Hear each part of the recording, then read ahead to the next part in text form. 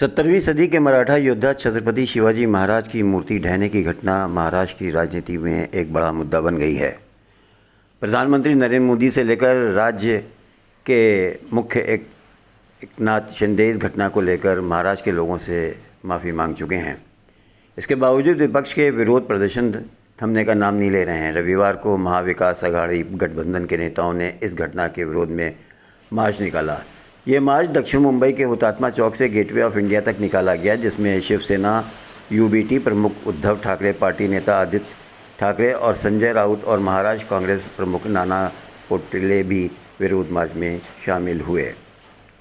हुतात्मा चौक पर शिवाजी की एक आवक्ष प्रतिमा स्थापित की गई। विरोध मार्च से शामिल होने वाले लोगों ने मूर्ति ढहने की घटना की निंदा करने वाली तख्तियां लेकर मुख्यमंत्री एकनाथ शिंदे की सरकार के खिलाफ नारे भी लगाए।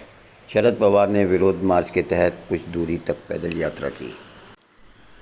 तमिलनाडु के मुख्यमंत्री M.K. स्टालिन ने अमेरिका में एप्पल, गूगल और माइक्रोसॉफ्ट के कार्यालयों का दौरा किया और निवेश एवं साझेदारी के अवसरों पर चर्चा की।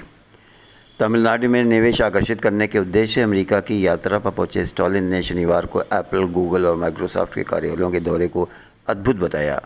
उन्होंने सोशल मीडिया मंच एक्स पर एक पोस्ट में कहा कि निवेश और साझेदारी के अवसरों पर चर्चा की। साझेदारी को मजबूत करने और तमिलनाडु को एशिया के प्रमुख विकास क्षेत्रों में से एक बनाने के लिए प्रतिबद्ध हूँ।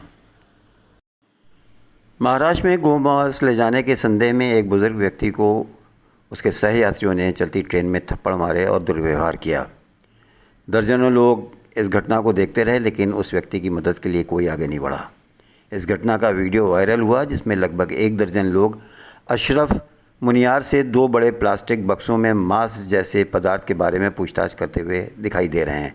वे पूछ रहे हैं कि तुम क्या ले जा रहे हो, कहाँ जा रहे हो, कहाँ से हो, क्या तुम्हें यहाँ बकरियाँ मिलेंगी, कितने लोग इसे खाएंगे। वो बुज़ुर्ग व्यक्ति डरा हुआ दिख रहा है। उसने डरते हुए बताया कि वो अपनी बेटी के परिवार के लिए मांस ले जा रहा है। जलगांव ज़िले के निवासी मुनियार मालेगांव में अपनी बेटी के घर जाने के लिए धुले एक्सप्रेस से यात्रा कर रहे थे। बुजुर्ग व्यक्ति के जवाब से असंतुष्ट लोग उसे मांस के बारे में पूछताछ करते रहे और अपने फ़ोन पर बातचीत की रिकॉर्डिंग करते रहे। पीड़ित ने कहा कि बक्सों में भैंस का मांस है। एक आदमी ने जवाब दिया कि ये गोमांस है, ये हमारा त्यौहार है और आप ऐसा कर रहे हैं। महाराष्ट्र पशु संरक्षण अधिनियम 1976 गाय, बैल और के वध पर प्रतिबंध लगता है, वह भैंस प्रतिबंध के अंतर्गत नहीं आती है।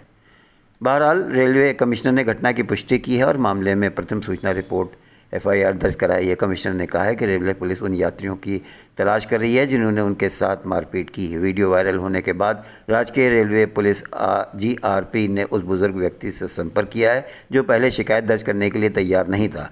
पुलिस ने 2 आरोपियों की पहचान कर ली है जो धुले के रहने वाले हैं। उनकी तलाश के लिए पुलिस ने एक टीम भी धुले भेजी है।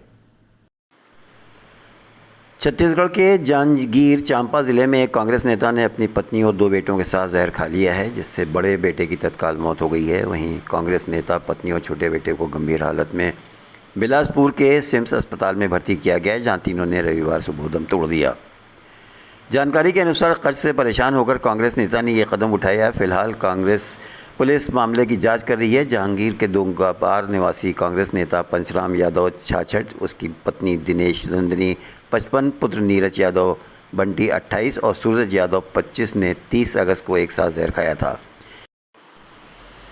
दक्षिण बंगाल की खाड़ी में दबाव के कारण तेलंगाना में शनिवार से हो रही भारी बारिश से जनजीवन बुरी तरह प्रभावित हुआ है तथा मौसम विभाग ने रविवार और सोमवार को भी बहुत भारी वर्षा का अनुमान जताते हुए रेड अलर्ट जारी कर दिया है। राज्य के विभिन्न कस्बों और गांवों के साथ ही राजधानी हैदराबाद की सड़कों पर पानी भर गया है, जिससे निचले इलाकों में बड़े पैमाने पर बाढ़ आ गई है। सड़कें, घर और कृषि क्षेत्र जलमग्न हो गए हैं, जिससे निवासियों का घर से बाहर निकलना मुश्किल हो गया है। सूर्यापेट ज़िले में सबसे अधिक बारिश हुजूर नगर में 29.3 सेंटीमीटर और चिरकुट में 28.2 सेंटीमीटर दर्ज की गई है। भारी बारिश के कारण बुनियादी ढांचे को गंभीर नुकसान हुआ है और कई इलाकों में यातायात रुक गया है और पुरानी इमारतें ढह गई हैं। सिंगरेनी ज़िले में कोयला उत्पादन पर भी काफ़ी असर पड़ा है। ग्रामीण क्षेत्रों में भारी वर्षा से धान, कपास, मक्का और ज्वार के खेतों में पानी भर गया है। हाल ही में एक स्टडी सामने आई है, जिसमें बताया गया है कि 35% महिलाएं डॉक्टर्स अपनी नाइट ड्यूटी के दौरान सुरक्षित महसूस नहीं करती हैं। महिलाओं के खिलाफ देश भर में यौन शोषण और हिंसा के बीच इस शोध ने एक बार फिर महिलाओं की सुरक्षा के मुद्दे को हवा दी है। इस बीच महिलाओं के ख़िलाफ़ अपराध को लेकर अब पुणे में भी गंभीर हालात सामने आए हैं, जिसने सभी को हैरान कर दिया। पुणे के एक आईटी प्रोफेशनल युवती के साथ शादी का झांसा देकर शोषण किया गया। इतना ही नहीं, उसके कथित तौर पर 85 लाख रुपए भी हड़प कर लिए गए हैं। इस पूरे मामले को लेकर पुणे पुलिस ने एक एफआईआर दर्ज की है और जांच भी शुरू कर दी है। मीडिया रिपोर्ट्स के मुताबिक पुलिस ने आरोपी को हिरासत में ले लिया है और पूछताछ भी की जा रही है। पूर्व मिस वर्ल्ड और बॉलीवुड एक्ट्रेस ऐश्वर्या राय और अभिषेक के तलाक की खबरें लगातार मीडिया में चल रही हैं। कहा जा रहा है कि एक्ट्रेस लंबे समय से बच्चन परिवार से दूर रह रही हैं और वो अपनी बेटी के संग अपनी मां के घर पर रह रही हैं। इसी बीच में अब ऐश्वर्या का एक पुराना वीडियो वायरल हो रहा है, जिसमें वो कह रही हैं कि वो अपनी बेटी आराध्या को अकेले पाल सकती हैं। ऐश्वर्या राय और अभिषेक को लेकर खबरें चल रही हैं। दोनों के बीच अनबन चल रही है और दोनों ने एक दूसरे से दूरी बना ली है। बता दें कि 2007 में ऐश और अभिषेक ने शादी की थी और 2011 में दोनों के यहाँ एक बेटी आराध्या का जन्म हुआ था। ऐसे में पिछले कुछ समय से एक्ट्रेस के परिवार में सब कुछ अच्छा नहीं चल रहा है। वहीं एक्ट्रेस अपने बेटे के संग हर जगह जाती है नज़र आ रही है। ऐसे में अब ऐश का एक वीडियो जमकर वायरल हो रहा है, जिसमें वो बेटी के पालन पर बात कर रही हैं। ऐसे में ऐश्वर्या राय का एक पुराना इंटरव्यू वायरल हो रहा है, जिसमें वो कहती हैं, वे दिखाई दे रही हैं कि वो अपनी बेटी की देखभाल के लिए कई नैनी रख सकती हैं, लेकिन उन्होंने ऐसा कभी नहीं किया। मैं अकेले ही अपनी बेटी को संभाल कर रख सकती हूँ। मुझे आराध्या को पालने के लिए किसी की ज़रूरत नहीं है।